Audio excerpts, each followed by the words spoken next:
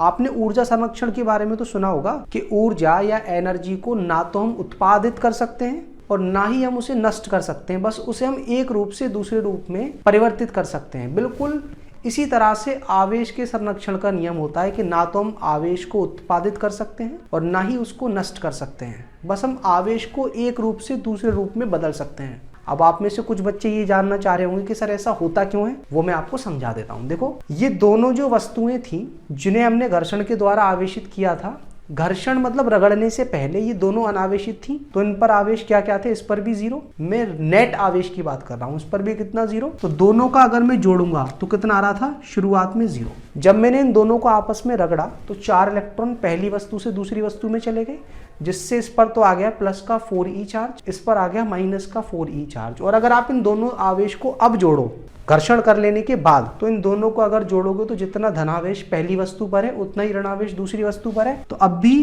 कुल आवेश क्या आएगा, जीरो। तो आप देख सकते हो, ना तो आवेश को आपने उत्पादित किया है ना ही आवेश को आपने नष्ट किया है। वो पहले भी जीरो था, अभी भी जीरो है, लेकिन आपने उसके रूप को बदल दिया। पहले जीरो होने के लिए इन दोनों को 0 0 होना पड़ रहा था, अब जीरो होने के लिए पहली वस्तु पर जितना धनावेश है उतना ही दूसरी वस्तु पर ऋणावेश है। समझ में आ गया आपको कि ये जो ब्रह्मांड है इसका जो कुल आवेश है वो हमेशा ही संरक्षित रहता है। बस जब आप वस्तुओं को एक दूसरे से रगड़ रहे हो तो केवल आवेश के रूप को परिवर्तित कर रहे हो।